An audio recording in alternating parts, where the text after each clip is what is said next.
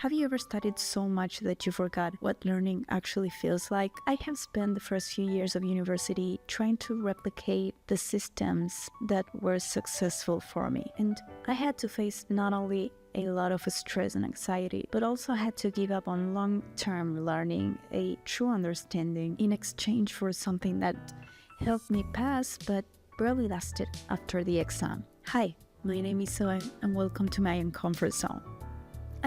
My grades were good in high school, but after a few years into university and take into consideration that I applied for a philosophy degree, my system was in crisis.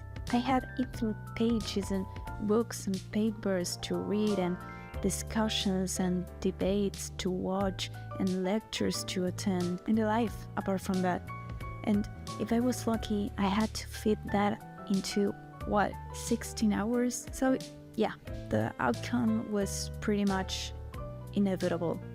Zero time. I was so anxious and procrastinating so hard that I couldn't even sit and read a phrase without freaking out.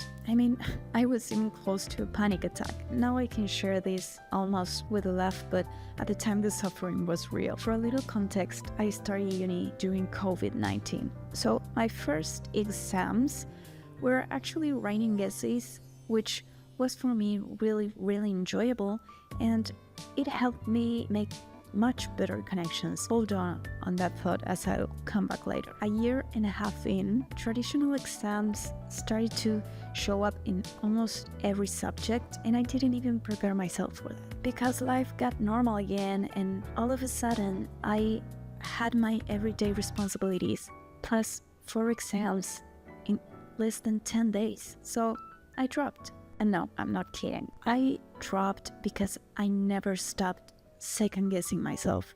And my methods kept proving me right. Did I fail my exams? No.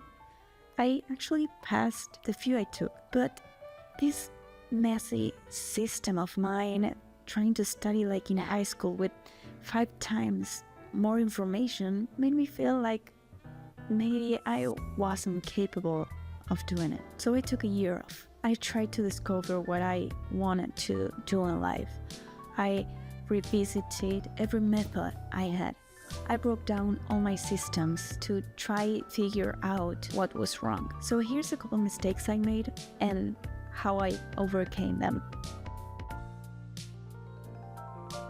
I always thought that I was a night owl. I was convinced that my brain just worked better at night. So I would wake up at 9 or 10 and just go to sleep after midnight. And don't get me wrong, I don't want to be delusional and tell you to wake up at 4:30 and get all your things done before breakfast. But I'm going to tell you this. Apparently, there's not such thing as night owls and early birds, and if this is not founded enough, I can only speak from my experience. I just forced myself to wake up early and just ended up being devoted to morning work.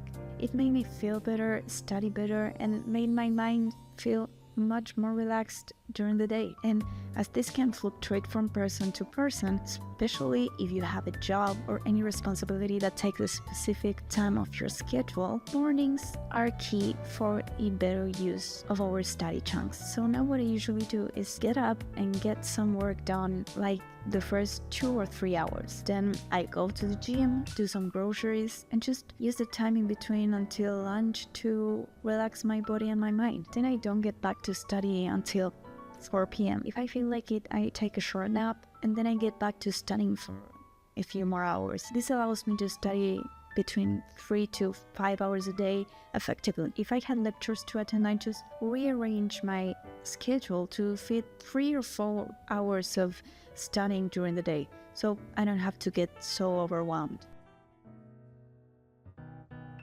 This is the most important thing, because I could be yapping all day if it's better to study here or there, or if I am more comfortable studying in the morning or at night. However, this is not gonna make any difference if you don't get the right things done. I was terrible at planning, and I still am. Even when I try my hardest, I am very unrealistic of how much time a task takes up. So I switched the approach. Instead of dividing tasks in time chunks, I just decide which subject I am going to study and which topic I want to or should cover. So let's say I have to get some work done for developmental psychology and cover some Jean Piaget literature. First, I get the literature all together. Usually, my professor gives some questions to approach the topic, so I go straight to those. And I'm just supposing that I already had my lecture and I can go directly to the literature. If not, I suggest to skim the text and keep in mind those questions. So I open an empty document and paste all those questions. Now I have a general idea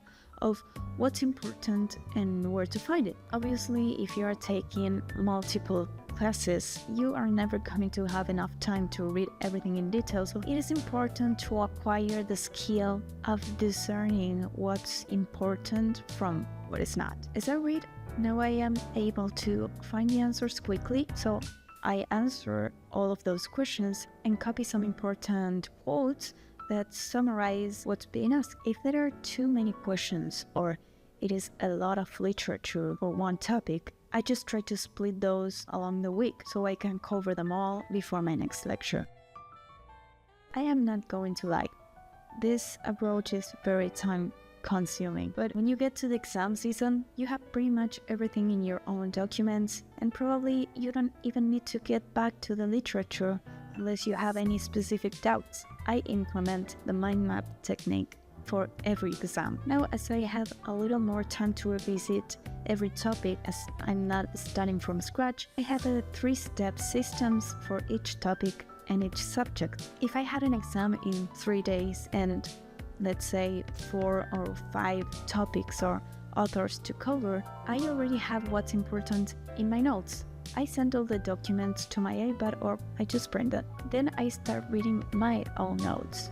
If I have any doubts or something is unclear, I just write some notes along the paragraphs that I am reading and highlight. After that, I immediately go and answer those questions. Once I read everything, I start to mind map.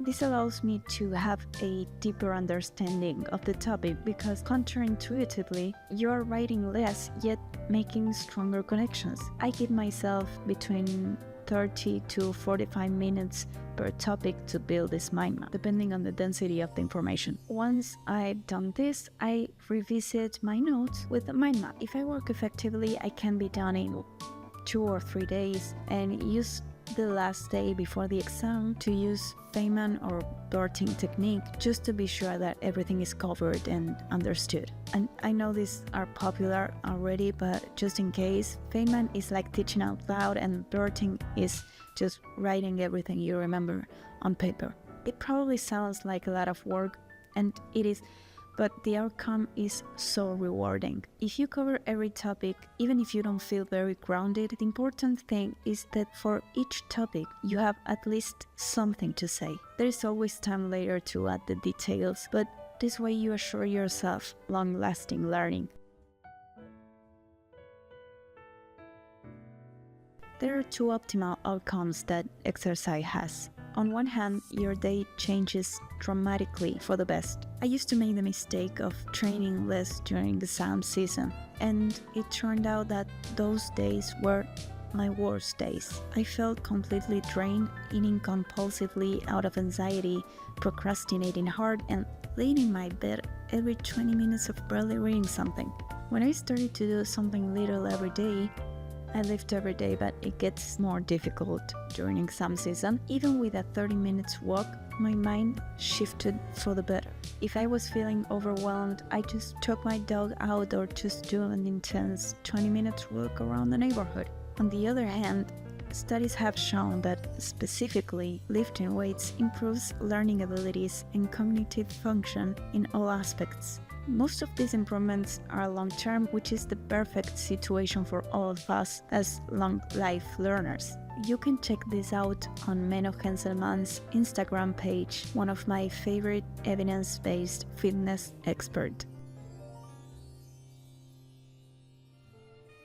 If you study a degree where reading is a must, then you know how difficult it is to keep reading outside university. Infinite pages full of precious information, and yet you can't even finish those for your exams. I struggle a lot with this, and I still do, but I found a partial solution to my worries. No screens in bed, just books.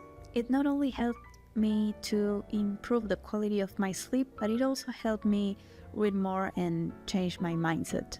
As a matter of habit, for me, reading at night, it's not a burden anymore, but a wise use of my leisure time. I don't mean this is what you have to do. I just say that when I found myself wanting to read more but just couldn't, bedtime turned to be perfect. It is a sheer consequence of the immediate study-related benefits it provided me. I realized I was now making more connections between what I was reading as an enjoyment and what I was assigned to study. This helped me a lot because it made a long-lasting learning. It's like I could see the big picture inside my mind, and I could remember every train of thought related to the topic that helped me revisit the topic itself. I believe that spending the whole day studying is just a waste of time. First, because if you already know you're going to spend a whole day or a whole week dedicated to study, no breaks, you're more likely to procrastinate and less likely to enter in a deep focus mode. Second, and I think that this luckily has been spread all over the internet, more hours doesn't equal quality learning. As I've done this myself, I can assure you nothing is less worthy than spending hours and hours studying, feeling completely burned out, and neglect or abandon the time spent with family, friends, or even in activities you enjoy doing. I'm not gonna lie to you, I passed those exams, but completely not worth it. And I must say that even though I passed those exams, my grades were significantly lower than the exams that I studied smart for.